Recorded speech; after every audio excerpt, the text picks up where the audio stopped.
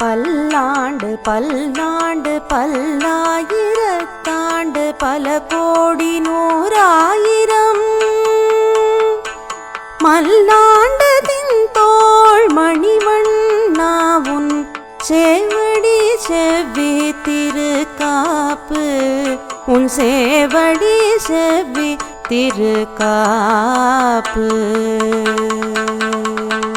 அதுக்கப்புறம் தமிழ்ல வந்து சுக்கிரன்னா வெள்ளி இல்லையா, அதனால வெள்ளி அம் குடி. வெள்ளினா சுக்கிரன், அம்னா அழகிய, குடி வெள்ளி குடி அப்படின்னு தூய தமிழ் பேரால இந்த இடத்தினோட பேர் வந்து. ஸோ இந்த மகாவிஷ்ணு வாமன அவதாரம் கொண்டு இது போல கேட்டது இந்த இடம் வந்தது. ஸோ இதுக்கப்புறம் அதனால தான் வந்து இந்த சுக்கிரன் இந்த நிகழ்ச்சி வந்து பெரியாழ்வார் வந்து அவர் இந்த ஸ்தலத்தை பற்றி பாடல, இந்த நிகழ்ச்சியை பற்றி பாடியிருக்கார். அவர் மிக்க பெரும்புகழ் மாவலி வேள்வியல் தக்கதி தன்றென்று தானம் விளக்கிய சுக்கிரன் கண்ணை துரும்பால் கிளறிய சக்கர கையனே அச்சோ அச்சோ சங்கமிடந்தானே அச்சோ அச்சோ அப்படின்னு பாடியிருக்கார். இந்த ஒரு இடத்த பற்றி, இந்த ஒரு நிகழ்ச்சியை பற்றி பெரியாழ்வார் பாடியிருக்கார். ஸோ இது இழந்த நேத்திரத்தை வந்து சுக்கிரன் இங்கே தவம் இருந்து இங்கே அவன் பெற்றதுனால அவனோட பேராலேயே இந்த இடம் வந்து வெள்ளியங்குடி அப்படின்னு ஆயிடுச்சு. அதனால தான் இங்கே நான் அந்த முதல்ல பாடின பாசனத்துலேயும் வெள்ளியார் வணங்க விரைந்தருள் செய்வார் அப்படின்னு, வெள்ளியாரும் இங்கே வணங்கியிருக்கார். ஸோ அவன் வந்து நமக்கும் அருள் புரிவான் அப்படின்னு சொல்லிட்டு திருமங்கை ஆழ்வார் பாடியிருக்கார். இதாச்சு. இதுக்கப்புறம் வந்து இன்னொரு இது என்னென்னா, இங்கே வந்து ராமன் வந்து படுத்துட்டு இருக்கார். ஆனால் உற்சவர் வந்து அவர் சயன கோலத்தில் இருக்கார். உற்சவர் வந்து வில்லும் அம்புமோட இருப்பார். அவருக்கு சங்கு சக்கரம் இல்லை, ஆனால் கருடன் கையில் சங்கு சக்கரம் இருக்கும். அது எப்படி அப்படிங்கிறதுக்கு அதுக்கு ஒரு கதை சொல்லுவாங்க. அது என்னென்னா, தேவர்களுக்கெல்லாம் ஒரு சிற்பி ஒருத்தர் இருக்கான், எல்லாருக்கும் தெரியும், விஸ்வகர்மா. விஸ்வகர்மா தான் ஆல்மோஸ்ட் மொத்த கோவிலையும் ஆல்மோஸ்ட் அவன் தான் நிர்மாணிச்சா அப்படிமா. நான் தேவலோக சிற்பி, ஆர்கிடெக்ட் அப்படிம்பால, அது போல் தேவலோக சிற்பி. அந்த விஸ்வகர்மானால தான் இன்றைக்கும் அது போல் விஸ்வகர்மா டே அப்படின்றா, விஸ்வகர்மா ஸ்கீம் அதெல்லாம் வந்துருக்கு பாருங்க. ஆர்டிசான்ஸ்க்கெல்லாம் விஸ்வகர்மா ஸ்கீம்னு கொடுக்குறதெல்லாம் வந்து அந்த தேவலோக சிற்பியினோட பேரை வச்சு தான் இன்றைக்கி விஸ்வகர்மாங்கிற பேரே இன்றைக்கி இன்ஃபேக்ட் இந்த கவர்மெண்ட்டில் விஸ்வகர்மா ஸ்கீம்னு சொல்கிறாங்க. ஸோ எல்லா திவ்ய தேசங்களையும் அவன் கட்டியிருக்கானா. அதே போல் அசுரர்களுக்கும் ஒரு சிற்பி இருக்கான், அவன் பேர் மயன் அப்படின்னு பேர். அந்த மயன் வந்து பெருமாள் கிட்ட வேண்டின்றான், இந்த விஸ்வகர்மா வந்து எல்லா கோவிலையும் அவனே கட்டின்னு இருக்கான், பெருமாளே எனக்கு நீங்கள் ஒரு வாய்ப்பு கூட நீங்கள் கொடுக்கவே இல்லை, எனக்கும் நீங்கள் ஏதாவது ஒரு வாய்ப்பாவது கொடுக்கணும் அப்படின்னு சொல்லிட்டு அவன் பெருமாள் கிட்ட வேண்டின்றவொடனே அவர் என்ன வேணும் அப்படின்னாரான், நான் உங்களை தரிசிக்கணும் அப்படின்னாரான். உடனே தரிசிக்கணும்னு உடனே அவர் நேர கருடனில் வந்து சங்கு சக்கரத்தோட 4 தோளோடு அப்படி வந்து நின்னாரான் அவன் எதிர்க்க. அவனுக்கு காட்சி கொடுத்துட்டாரு. அவன் உடனே சொன்னானா, எனக்கு இப்படியெல்லாம் எனக்கு பார்க்க வேணாம், எனக்கு 2 கையோட ராமராக பார்க்கணும் உங்களை அப்படின்னாரான். உடனே என்ன பண்ணுறது, சங்கு சக்கரம் இருந்ததா, இந்த சங்கு சக்கரத்தை வந்து கருடாழ்வார் கிட்ட கொடுத்தாரான். கருடாழ்வார் கிட்ட கொடுத்துட்டு அவர் வந்து வில்லும் அம்புமோட நின்னாரான். அதனால கருடாழ்வார் வந்து சங்கு சக்கரத்தோடு இருப்பார். வேற எங்கேயுமே கருடாழ்வார் சங்கு சக்கரத்தோடு இருக்க மாட்டார். அந்த கருடாழ்வார் சங்கு சக்கரத்தினோடு இருக்கிறதுனால பெருமாளனோட சக்தி அவருக்கு இங்கே இருக்கு அப்படின்பா. ஏன்னா சங்கு சக்கரத்தோடு இருக்கார் இல்லையா, அதனால பெருமாளனோட சக்தியோடு அவர் இங்கே இருக்கார் அப்படின்னா. அதனால தான் இந்த இடத்துல வந்து அவர் கையில் சங்கு சக்கரத்தோடு வந்தது கருடனுக்கு. இந்த இடத்துல தான் வேற எங்கேயுமே வந்து கருடாழ்வாருக்கு வந்து 4 கரத்தோடு இருப்பார். ஏன்னா சங்கு சக்கரம் இருக்கிறதுனால 2 கை வந்து இப்படி கூப்பிருக்கும், 2 கையில் வந்து சங்கு சக்கரத்தோடு இருப்பார்.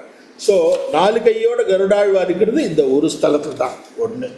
ஸோ மூலவர் பெயர் வந்து நான் சொன்ன மாதிரி கோலவில்லி ராமன், புஜங்க சயனத்தில் இருக்கார், கிழக்கே திருமுக மண்டலமாக இருக்கார். உற்சவர் வந்து ஸ்ருங்கார சுந்தரன், அதாவது தன்னை அழகுபடுத்திப்பார். எல்லாருக்கும் தெரியும் அலங்கார பிரியன். விஷ்ணு பெருமாள் வந்து அலங்கார பிரியன், அவருக்கு அலங்காரமாக பண்ணிட்டு இருக்கிறதுல தான் அவருக்கு ரொம்ப ஆசை. சிவன் வந்து அபிஷேக பிரியன், அவருக்கு வெறும் தண்ணி அவர் மேலே ஊற்றிட்டே இருந்தால் போதும், அவர் ரொம்ப சந்தோஷமாயிடுவார். இவா 2 பேருக்கு அவ்வளோதான், அவர் அபிஷேக பிரியன், இவர் அலங்கார பிரியன். தாயார் பேர் வந்து மரகதவல்லி தாயார் அப்படின்னு பேர். தீர்த்தம் வந்து சக்கர தீர்த்தம், பிரம்ம தீர்த்தம், பரசுராம தீர்த்தம், இந்திர தீர்த்தம் அப்படின்னு 4 தீர்த்தம் இருக்குது. ஸ்தல விருட்சம் வந்து கதலி. கதலிங்கிறது என்னென்னா இந்த செவ்வாழை மாதிரி. அந்த கதலிக்கு வந்து இந்த ஊரில் ஒரு விசேஷம் இருக்குது, அது எல்லாரும் சொல்லுவாள். அதாவது ஃபஸ்ட்டு வந்து கட்டாந்தரை இருக்கும், அது மண்ணெல்லாம் இல்லை, கட்டாந்தரையில் இருக்கும் அந்த வாழைமரம். அது ஒரு அதிசயமான இதுவாக இருக்கும். அந்த வாழைமரம் வந்து வாழையடி ஆழையாக அது ஒரு கொலை தள்ளும், அதுலேருந்து இன்னொரு வாழைமரம் வரும், அது ஒரு கொலை தள்ளும், அது இன்னொரு வாழைமரம் வரும், அது அப்படியே போட்டு போட்டு போட்டு போட்டு அது யுகம் யுகமாக அந்த வாழை மரம் இருக்குது அப்படின்பா. ஸ்தல விருட்சமே அதுதான். ஸோ இந்த செங்கதலியை வந்து எல்லாரும் அங்கே போய் பார்க்கணும். அங்கே போனாக்க செங்கதலி மரத்தையும் அங்கே தரிசிச்சுட்டு வரணும். நாங்கள் விமானம் வந்து புஷ்கலா வர்த்தக விமானம் அப்படின்பா. காட்சி கண்டவா அதான் சொன்ன மாதிரி சுக்கிரன், பிரம்மா, இந்திரன், பராசரர், மயன்கா தானே அங்கே வந்தார் இல்லையா. இது ஒன்று சிறப்பு. அப்படின்னா திருமங்கை ஆழ்வார் இருக்கார் இல்லையா, அவருக்கு கோலவில்லி ராமன் வந்து அவர் பார்த்தாருன்னு தெரியும். ஸோ அவர் திருமங்கை ஆழ்வார் வந்து அங்கே பெருமாளை வந்து அவர்கிட்ட வேண்டின்றாரான், எனக்கு கோலவில்லி ராமனா நீ காட்சி கொடுக்கணும் அப்படின்ன உடனே பெருமாள் வந்து திருமங்கை ஆழ்வாருக்கும் அங்கே கோலவில்லி ராமனா காட்சி கொடுத்தாரா அவர். ஸோ இங்கே இருக்கிற கருடாழ்வார் நான் சொல்லிட்டேன், இது 4 ஸ்தலத்துலையும் வேறு எங்கேயுமே இல்லை, இங்கே தான் ஒரே இடத்துல சங்கு சக்கரத்தோடு இருக்கார் சொல்லிட்டு. இன்னொன்று பார்த்தீங்கன்னா இந்த நான் சொன்ன மாதிரி இந்த வைஷ்ணவ மேதை பெரியவாச்சான் பிள்ளை அவரோட அந்த ஸ்தலம் இங்கே இருக்குது. இங்கே நவகிரக ஸ்தலம் எல்லாமே வந்து இதை சுற்றி சுற்றி இருக்குது. நீங்கள் பார்த்தீங்கன்னா எல்லாம் சொல்லுவாள், சூரியனார் கோவில், இந்தளூர் வைத்தீஸ்வரன் கோவில், புதனுக்கு திருவெண்காடு, வியாழனுக்கு ஆலங்குடி, சனிக்கு திருநள்ளாறு, ராகுகேதுக்கு வாஞ்சியம், எல்லாம் கம்ப்ளீட்டாக இந்த கோவிலை சுற்றி உங்களுக்கு எல்லா நவகிரக ஸ்தலமும் இருக்குது. எண்ணற்ற மகான்கள், அகோபுரமடம் ஜீயர், ஸ்ரீமத் ஆண்டவன் சுவாமிகள், காஞ்சி சங்கராச்சாரியார், இவா எல்லாரும் இங்கே தங்கி திருப்பணிலாம் நிறையா பண்ணியிருக்காங்க. இது ஒன்று. இன்னொன்று பார்த்தீங்கன்னா இந்த பெருமாள் வந்து ராமர், அவர் வந்து சயன கோலத்தில் இருக்கார் இல்லையா, அவர் சிலா வடிவத்துக்கு மேலே வர்ண கலாபமாக இருப்பார். அவர் வர்ண கலாப ராமர் அவர். ஒன்று வேறு வந்து இங்கே என்னெல்லாம் சந்நிதி இருக்குது அப்படின்னு பார்த்தீங்கன்னா இங்கே யோக நரசிம்மர், வரதராஜர், ஆழ்வார்கள்லாம் இருக்கா, ராமானுஜர், தேசிகர், விஸ்வக்சேனர், இதுபோல் பல சன்னதிகள் இருக்குது. ஆஞ்சநேயரும் இருக்கார் இங்கே. இந்த கோவிலில் வந்து சேவிக்கிறது நான் சொன்ன மாதிரி 108 ஸ்தலங்களில் நாம் சேவித்த அந்த புண்ணியம் வரும். சம்பிரோக்ஷணம் வந்து ஸ்ரீரங்கம் பெரியாசிரமம் ஆண்டவனால் சம்பிரோக்ஷணம் இந்த கோவிலுக்கு நடந்தது.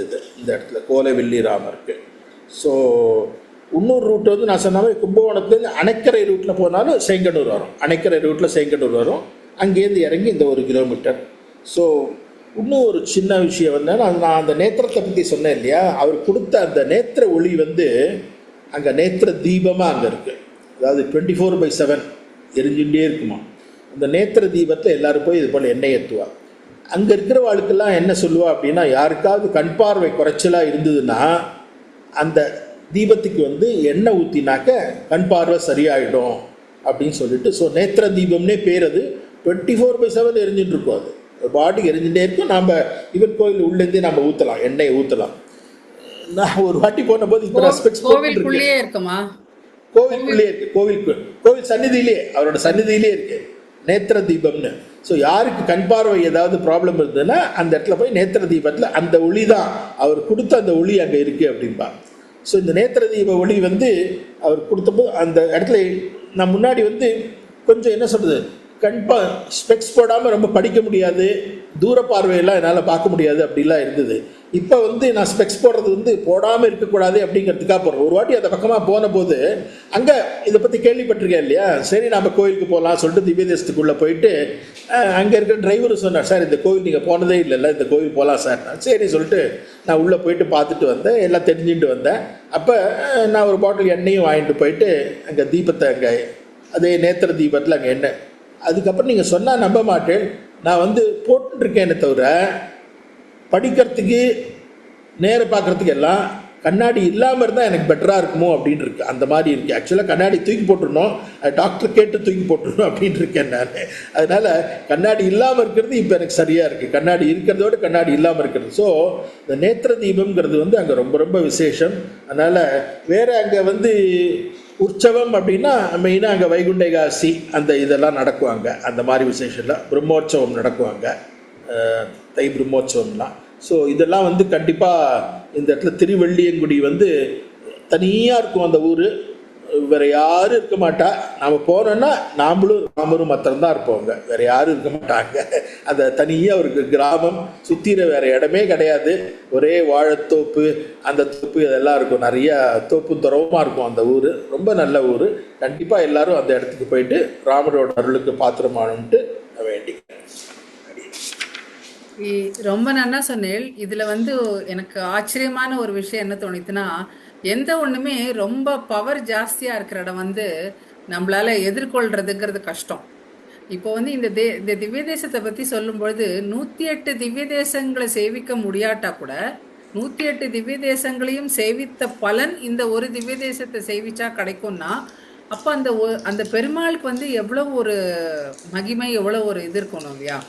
ஒரு திவ்ய கரெக்ட். தேசத்தையும் பெருமாள் என்ன அருள் பாலிக்கிறாரோ, நீ இப்ப ஊர் ஊரா தேடின்னு போக வேண்டாம், மாமேகம் சரணம் பிரஜ அப்படின்னு சொன்ன மாதிரி, நீ ஒரு தெய்வமா தேடின்னு போகாத, என்னோட திருவடிகளை சரணமடை அப்படின்னு சொன்னார் கிருஷ்ண பகவான். இப்ப இங்க வந்து பெருமாள் வந்து நீ எந்த திவ்ய தேசத்தையும் உன்னால போய் சேவிக்க முடியாட்டா கூட ஒரு தடவை வந்து என்னை சேவிச்சுட்டு போயிடு அப்படின்னு சொல்ற மாதிரி எனக்கு எனக்கு வந்து மனசுல வந்து நீங்க சொல்லும் பொழுது பட்டது. இந்த ஒரு கரெக்ட், திவ்ய கரெக்ட், கரெக்ட், தேசத்தை கரெக்ட். சேவிச்சா 108 திவ்ய தேசத்தை சேவிச்ச பலன் இருக்குன்னு நம்ம புராணங்களை சொல்லி கொடுத்துருக்கும் பொழுது, இன்னொன்னு கரெக்ட். ஆச்சாரியனை வந்து ஆச்சாரிய அபராதம் பண்ணா மகாபலி சக்கரவர்த்திக்கு என்ன நடந்தது அப்படிங்கிறத காட்டி கொடுக்கிறார். அந்த குரு வந்து தன்னோட சிஷ்யனை காப்பாற்றணும் அப்படிங்கிறதுக்கோசரம் நியாய தர்மம்ன்றதெல்லாம் நம்ம பக்கத்துல வச்சுட்டு, மகாபலி சக்கரவர்த்தி ஒரு அசுரகுலத்து அரசன், அசுரகுலத்தினுடைய ஆச்சாரியன் வந்து சுக்கராச்சாரியார். அந்த விதத்துல வந்து தன்னோட சிஷ்யனை தன்னோட இவனை காப்பாற்றணும்னு சுக்கராச்சாரியார் ஒரு ஆச்சாரிய ஸ்தானத்திலேருந்து சிஷ்யனை ரட்சிக்கணும்னு பார்க்குறார். ஆனா அதுவே தர்மத்துக்கு விரோதமா போகும்பொழுது அந்த அந்த சிஷ்யனுக்கோசரம் அவர் தான் அனுபவிச்சார். அவர்தான். கரெக்ட். தன்னோட சிஷ்யனை காப்பாத்தணும்னு வந்து அந்த இதுல இது பண்ணா கூட பகவானால வந்து இல்ல இது தர்மத்துக்கு விரோதம்ன்றது வந்து பகவான் வந்து அந்த ஆச்சாரியனுக்கும் சொன்னார், அவனுடைய சிஷ்யனான மகாபலிக்கும் சொல்லி விடுறார் திருவிக்ரம அவதாரத்துல. அதே ஆச்சாரியன் அசுர ஆச்சாரியனா இருந்தா கூட அவர் திருப்பியும் பெருமாள் திருவடியில தர்மத்துக்கோசரம் நீ நின்ன அப்படிங்கிறதுக்கோசரம் திருப்பி அதே திருவள்ளியங்குடி இந்த இந்த பெருமாளை சேவிச்சிருக்கார். அதான். அப்படிதான் அவருக்கு கண் பார்வை கிடைச்சது. எவ்வளவு விஷயங்கள் நமக்கு வந்து தாத்பரியங்கள் இதன் மூலியமா நமக்கு தெரிய வருது. யோசிக்க யோசிக்க எந்த பார்த்தோம்னா அவருக்கு எந்த ராமரால கண் பார்வை போச்சோ அதே ராமர் கிட்ட தானே இங்க வந்து கரெக்டா கண் பார்வை கிடைச்சது பாருங்க இல்லையா? ஆமா அதுவும் இருக்கு பாருங்க. ஆமா அதே அதே அதான் அதனால இந்த இந்த ஒரு விஷயங்களை நம்ம கேட்கும்பொழுது புராண கதைகள் வந்து சும்மா ஒரு சாதாரணமா கதைக்கோசரம் சொல்றதோ இல்லை ஒரு ஒரு என்ன சொல்றது ஆழ்வார்கள் அனுபவிச்சார் இந்த திவ்யசத்துல பெருமாள் அர்ச்சாவதார மூர்த்தியா நின்றுட்டு இருக்காரு, இந்த இந்த ரிஷிக்கு வந்து அவர் வந்து தன்னோட இதை காமிச்சார் அப்படிலாம் இல்லாம ஒன்னொன்னுத்துக்கு பின்னாடியும் ஒரு சிக்னிஃபிகன்ஸ் ஒரு தாத்பரியம் இருக்கு. அது தெரிஞ்சிட்டோம்னா நமக்கு வந்து இப்ப சின்ன விஷயம் ஆச்சாரிய தேவோ பவ அப்படின்னு சொல்றோம். அந்த ஆச்சாரியன் சொன்ன வார்த்தையை கேட்கணும் அப்படிங்கறது வந்து அது கேட்காட்டி அதுக்கு என்ன பலன்?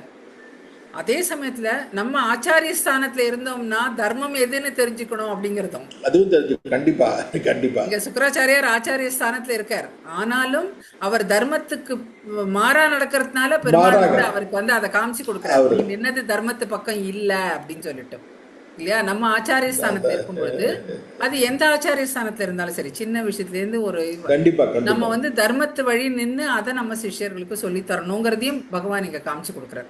எவ்வளவு ஒரு அருமையான விஷயங்கள்லாம் இந்த சின்ன இதுல அடங்கியிருக்கு அப்படின்னு தெரியும் போது அர்ச்சாவதாரமே வந்து எவ்வளவு உசத்தின் ஆழ்வார்கள் பாடினது வந்து எவ்வளவு அருமையான விஷயங்கள்னு நமக்கு தெரிய வருது. ரொம்ப அருமையா சொன்னேன், ரொம்ப நல்லா இருந்தது. நான் அனுபவிச்ச மாதிரி இதை கேட்குற அன்பர்களும் கண்டிப்பா அனுபவிப்பா, இந்த திவ்ய தேசத்துக்கு வந்து கண்டிப்பா போய் செய்விப்பா, அது பலன் என்னங்கிறதையும் நீங்க சொல்லிட்டேன். அதனால வந்து நமக்கு வந்து பெருமாள் நமக்கு வந்து திருஷ்டி தர்றது, கண் பார்வை தர்றது சுக்கிரனுக்கு மட்டும் இல்ல, நம்மளுக்கு வந்து இந்த நேத்திரம் இல்லாம நமக்கு ஞான திருஷ்டியும் இங்க போனா பெருமாள் கொடுப்பார் அப்படிங்கிற ஒரு ஒரு சின்ன இது விஷயத்தோட சொல்லி நம்ம அடுத்த திவ்ய தேசத்துல திருப்பியும் நேயர்களை சந்திப்போம். நான் சொன்ன மாதிரி கண்டிப்பா நீங்க வந்து கடைசி வரைக்கும் கேளுங்கோ. ஒரு திவ்ய தேசத்தை பத்தி கேட்கும்போது கடைசி வரைக்கும் கேளுங்கோ. நல்ல அனுபவம் இது. நான் அனுபவிக்கிற மாதிரி நீங்க எல்லாரும் அனுபவிக்கணுங்கிறது ஒரு சின்ன வேண்டுகோள். இதோட இந்த நிகழ்ச்சியை முடிவு பண்ணிட்டு அடுத்த திவ்ய தேசத்துல மீண்டும் சந்திப்போம். வணக்கம் மனசு.